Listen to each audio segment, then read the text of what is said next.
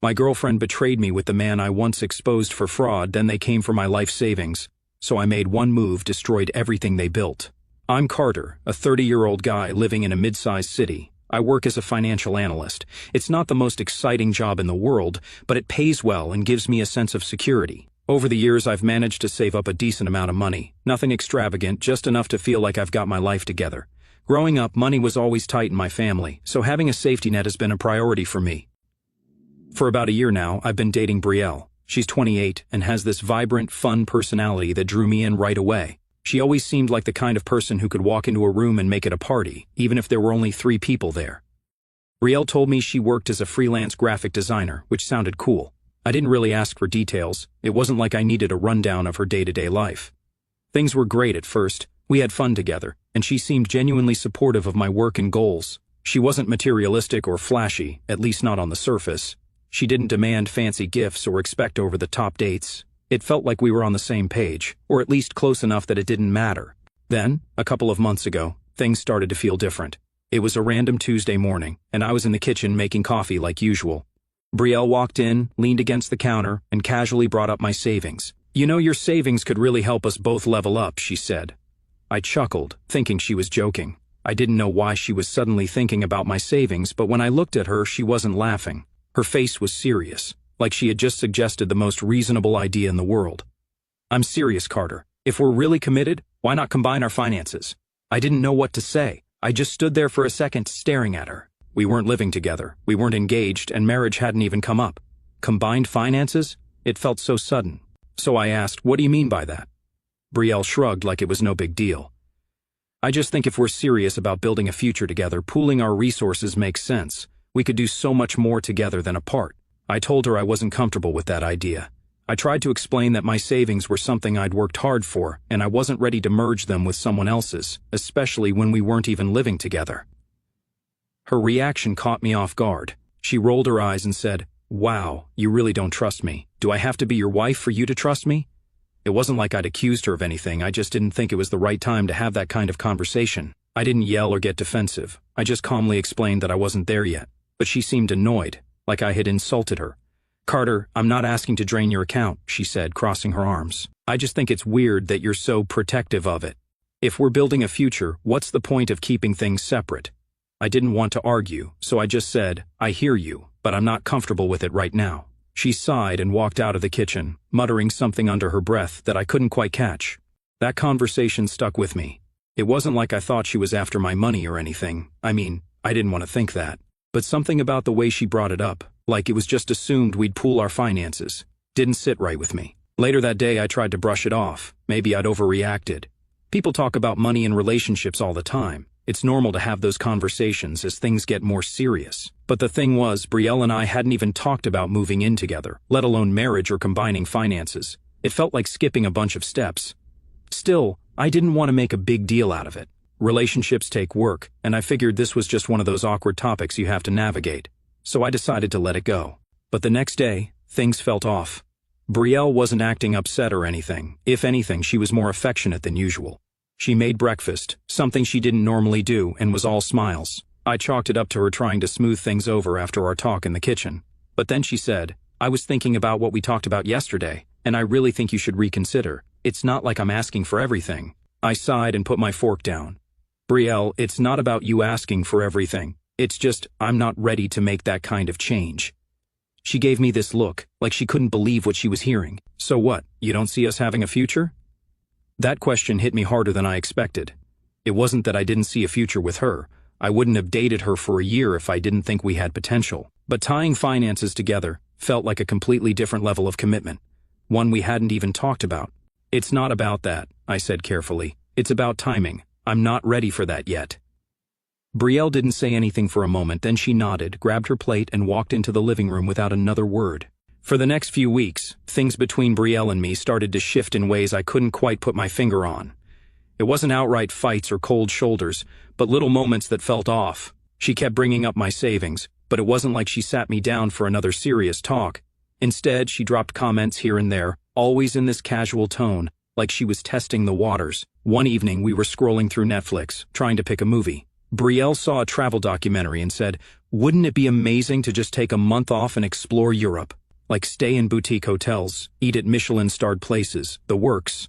I laughed and said, "Yeah, sounds great, but my savings aren't for spontaneous luxury trips." She tilted her head at me. "But that's what savings are for, isn't it? To enjoy life? What's the point of saving all that money if you're just going to sit on it?" I shrugged. "It's for the future, big stuff like buying a house or dealing with emergencies." She sighed dramatically and leaned back on the couch. "I just think it's sad to hoard money instead of making memories. You only live once, Carter." I let it slide, but it stuck with me. It wasn't like I never spent money. I paid for plenty of our dates, bought her thoughtful gifts, and treated us to weekend getaways. It just felt like no matter what I did, it wasn't enough to convince her I wasn't some miser. Then came the dinner with friends. It was supposed to be a fun night, good food, a few laughs, and a chance to unwind. At first, everything was fine. We were joking around about silly stuff, but out of nowhere, Brielle turned the conversation toward finances. "You know, Carter guards his money like a dragon with its hoard," she said with a grin, looking around the table for laughs. Everyone chuckled, and someone said, "Hey, that's not a bad thing. At least he's responsible." I forced a laugh, but I could feel my face heating up. I didn't want to make a scene, so I let it go in the moment, but I felt like she had just put me on display. Talking about my savings like that, especially in front of people who didn't know the full story, felt invasive. After dinner, on the drive home, I brought it up. "Hey, I didn't like you making a joke about my savings like that. It's personal, and I don't think it's something to talk about in front of others." Brielle didn't even hesitate. "Oh, come on, Carter, it was just a joke. You're so sensitive about this stuff. Maybe if you loosened up a little, you wouldn't feel so defensive." That stung. I locked eyes with her. "Sensitive? Let me make something clear, Brielle. Being careful with what I've earned isn't being sensitive. It's called being smart.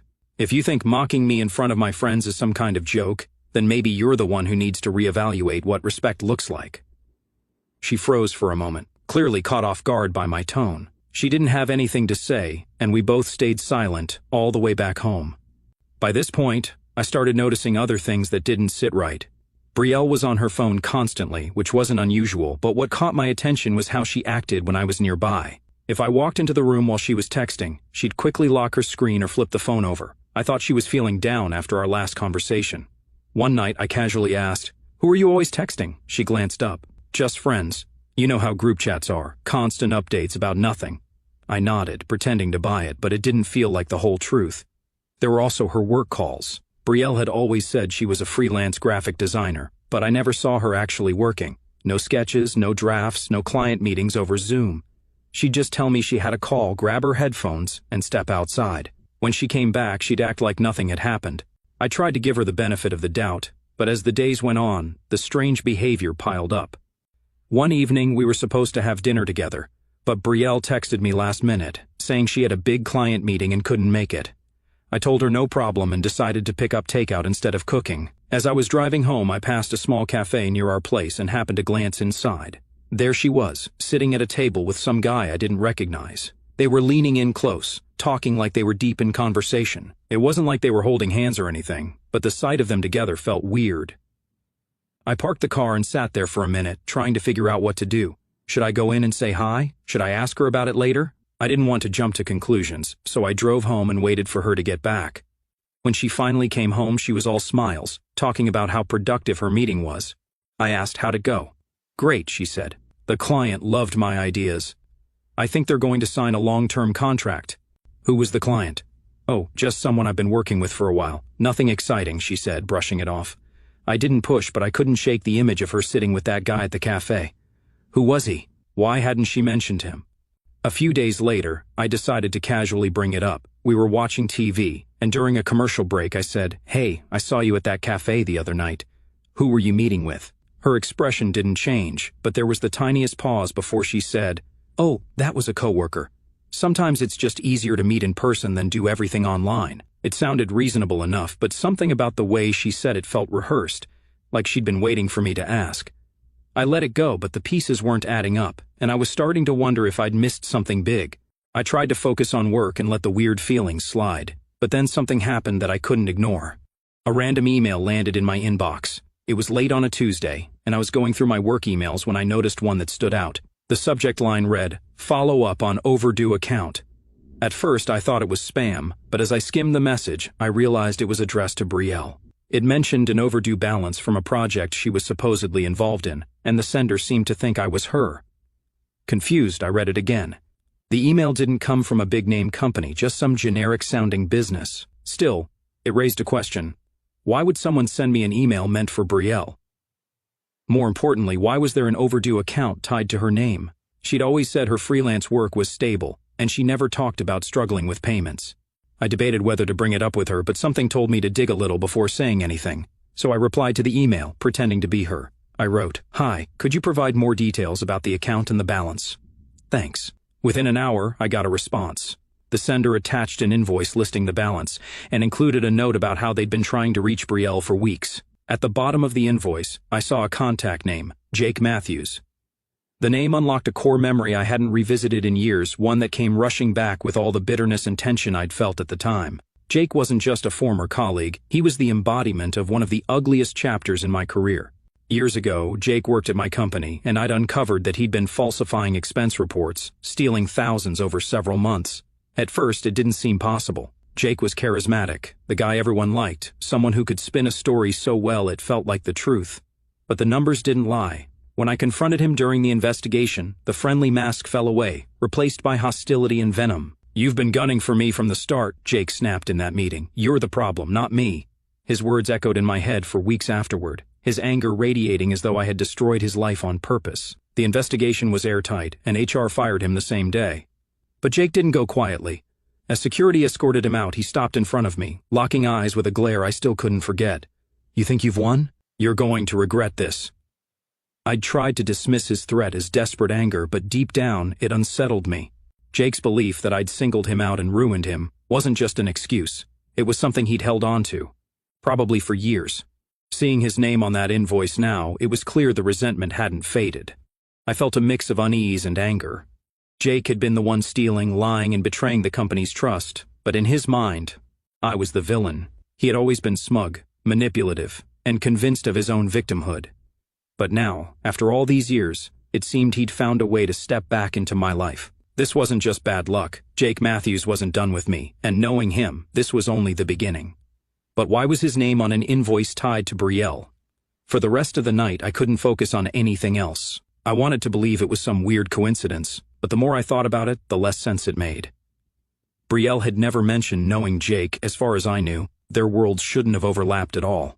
The next day, I did something I wasn't proud of. I started looking through Brielle's stuff. She wasn't home, so I checked her laptop, hoping to find some clarity. At first, I didn't see anything unusual, just emails with clients, design files, and the usual clutter. But then I noticed a folder buried in her email drafts labeled Proposals. Inside, I found a chain of emails between Brielle and Jake. The messages started out professional enough. He'd apparently hired her for some graphic design work months ago. But as I read further, the tone shifted. They weren't just talking about work. "Thanks for having my back," Jake had written in one email. "I know it's risky, but I couldn't do this without you." Another email from Brielle said, "You've been through so much, Jake. I believe in you. We'll figure this out together." My stomach dropped. It wasn't just a client relationship, there was something personal between them. That night, I couldn't stop replaying everything in my head. All the weird behavior, the secrecy, the lies. It all seemed to lead back to Jake. But the question was, why? The next day, while Brielle was out, I decided to do more digging. This time, I searched her phone. It wasn't easy, she always kept it locked, but I'd seen her enter the code enough times to know it. What I found confirmed everything I'd been afraid of. Her texts with Jake weren't just casual, they were intimate, both emotionally and otherwise. He wasn't just a former coworker or client, he was someone she cared about deeply, someone she was clearly involved with behind my back. In one thread, Jake wrote, "I can't stop thinking about you. You're the only good thing in my life right now." Brielle replied, "You don't know how much that means to me.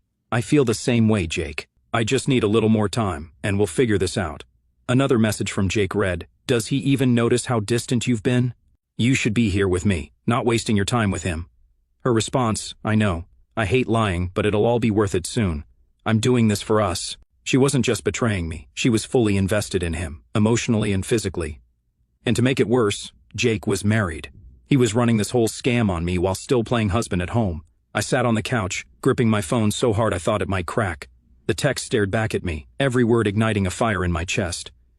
This wasn't just betrayal, it was deliberate, calculated, a slap in the face from both of them. Jake wasn't just some scorned ex-employee, he was a parasite, using Brielle as his pawn to get back at me. The sheer audacity of it made my blood boil, but I forced myself to stay in control. Losing my cool wouldn't fix this. I needed to be sharper than ever to make them pay for what they'd tried to do. I started connecting the dots, the comments about my savings, the constant pressure to share finances, the secrecy. It wasn't just about Brielle wanting security, it was about Jake trying to exploit me through her. That realization hit harder than anything else. Brielle wasn't just a girlfriend who'd strayed, she was actively working with someone who hated me, someone who wanted to tear me down.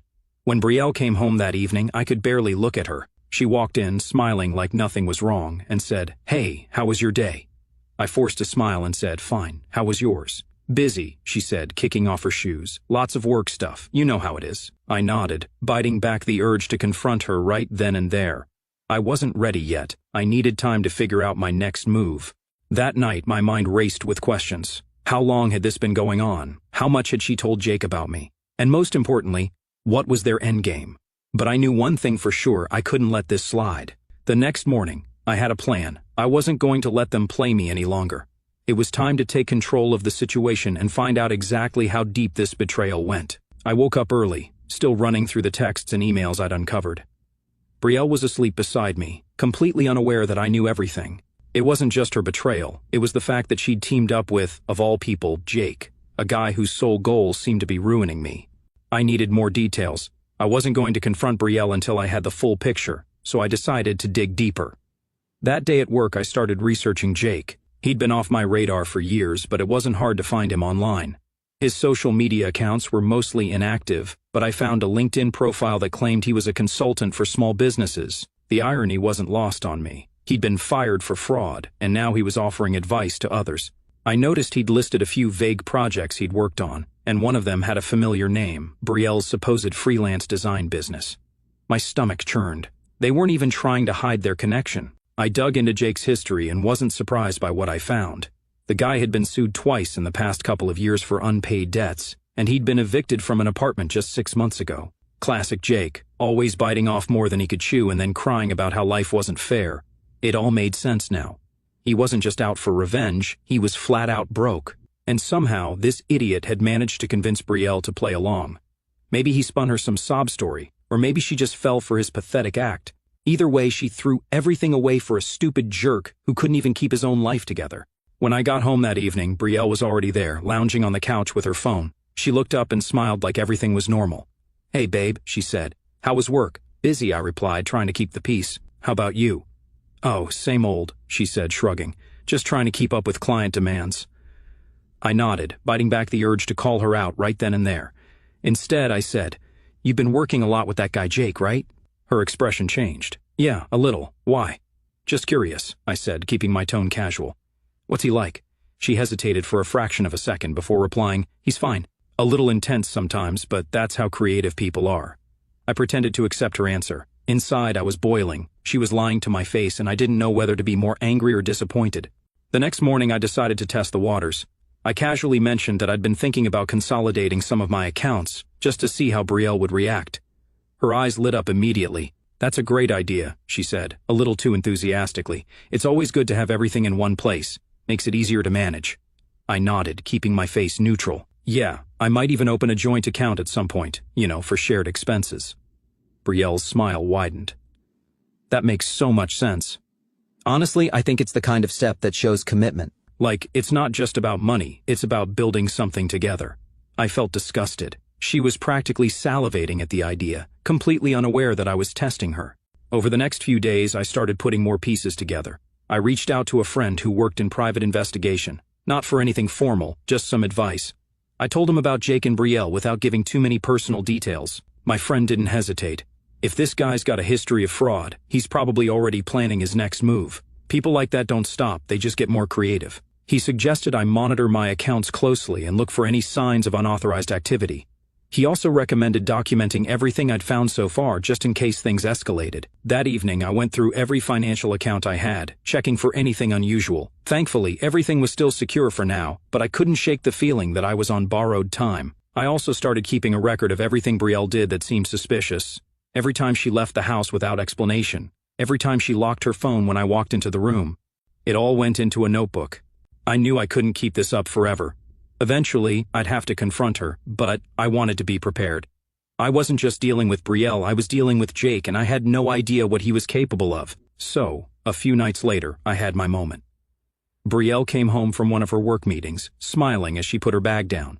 "Hey babe," she said, like nothing in the world was wrong. I didn't smile back. "We need to talk." Her expression flickered for a split second, but she recovered quickly. "Sure, what's up?" I motioned toward the table, where I'd laid out all the evidence, printed texts, emails, and the transaction history from her secret account. I watched her eyes dart across the papers, her smile fading with every second. "What is this?" she asked, confusion and defensiveness in her voice. "You tell me," I said, keeping my tone steady, "because from where I'm sitting, it looks like you've been lying to me, and not just lying, working with someone who has it out for me." Her face went pale.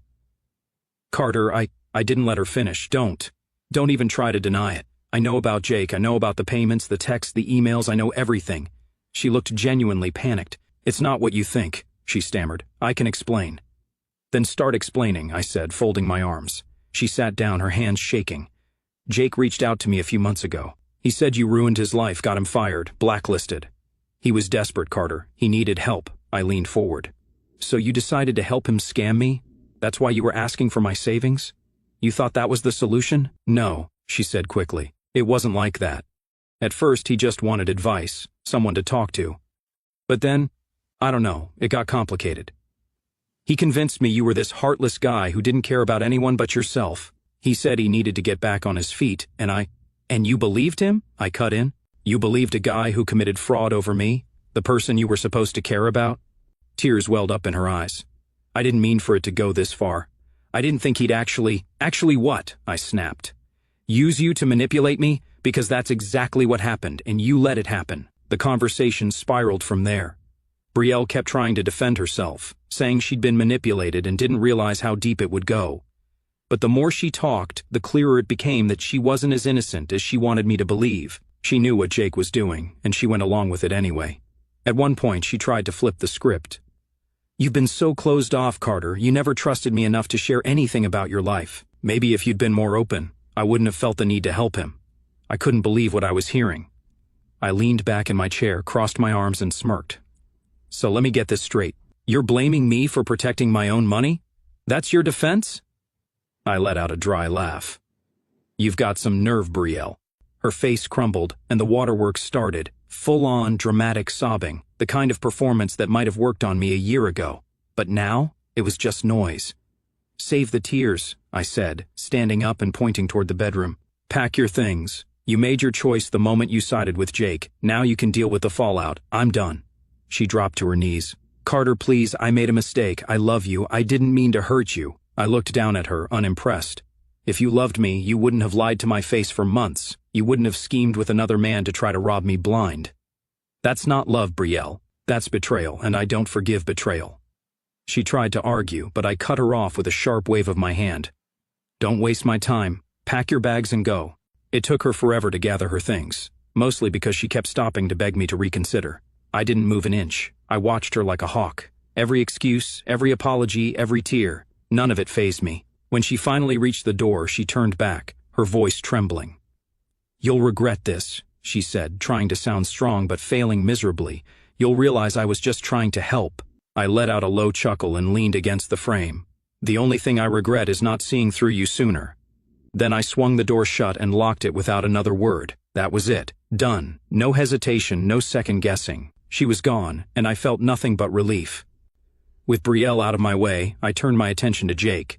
He wasn't going to walk away from this unscathed. He wanted to play dirty? Fine, I could play dirtier. I wasn't just going to send him a message. I was going to make sure everyone knew exactly who he was and what he'd done. The first thing I did was dig out his wife's contact information from when he worked at my company. I didn't even hesitate this time. She deserved to know what kind of snake she was married to. I put everything together, screenshots of the texts, the secret bank transfers, the emails where he and Brielle planned to manipulate me, and sent it all to her.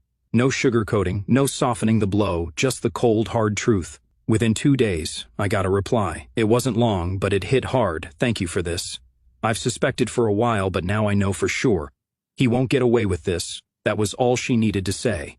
I knew she'd handle it from there. But I wasn't done yet. I reached out to every professional connection I had, colleagues, old bosses, anyone who might come across Jake in their circles, and made sure they knew the truth. I told them how he'd committed fraud at my company, how he'd tried to use Brielle to con me out of my savings, and how he was still pulling his schemes even now. It didn't take long for the word to spread. I made sure everyone knew that Jake was a liar and a fraud, someone who couldn't be trusted under any circumstances. His reputation, what little he had left, was in ruins by the end of the week. I thought that would be the end of it, but then I heard through a mutual contact that Jake had been fired from whatever dead-end job he'd managed to land after his first disaster. Apparently, when his boss got wind of what I'd shared, they didn't even wait to hear Jake's side of the story. They just cut him loose. And the best part? His wife kicked him out too. Turns out, this wasn't his first shady stunt, and the evidence I handed over was the final nail in the coffin. He was out of a job, out of a home, and out of people to con. It was poetic justice. Jake, the self-proclaimed mastermind, brought down by his own stupidity. Even with Jake out of the picture, I'd be lying if I said the betrayal didn't sting. This guy had worked for me, someone I'd once trusted, and he spent months scheming with Brielle to tear me down. It wasn't just business. It was personal, and that made it hit harder. As for Brielle, she didn't go quietly. Over the next few weeks, she tried everything. Long, desperate texts, voicemails where she swung between apologizing and blaming me, and even showing up at my apartment one night. She cried on my doorstep, begging for another chance. I didn't even open the door. I watched her through the peephole for a second, then walked away. She wasn't worth my time or energy. Eventually, the chaos they'd brought into my life started to fade. I focused on myself, on moving forward, and on piecing everything back together. For the first time in months, things felt normal again. But then one evening while running errands, I saw them, Brielle and Jake, together again, sitting on the curb outside a dingy gas station. They looked like they'd been through hell. Jake was hunched over, scratching at his arms, muttering to himself like he wasn't even aware of where he was. His clothes were filthy, and he had this hollow, sunken look on his face that screamed rock bottom. Brielle was slumped against the wall next to him, pale and gaunt, holding a cracked pipe in her trembling hands. Her once bright, confident energy was completely gone. She looked drained, like whatever fight she'd had in her was long gone. It hit me immediately. They weren't just down on their luck. They were on drugs, hard drugs. I paused for a second, just taking it all in. A part of me thought about walking up to them, saying something like, "Look where your big plan got you," or rubbing it in their faces that they'd lost everything. But as I stood there, I realized I didn't need to. They'd already destroyed themselves. I walked past them without a word, head held high. The satisfaction I felt wasn't from their suffering, it was knowing I'd come out on top. They tried to take me down, and instead, they took themselves out. I'm free now, free from their lies, their schemes, and their pathetic attempts to mess with me. I took control, exposed their true selves, and left them in the rubble of their own choices. They'll think twice before crossing me again.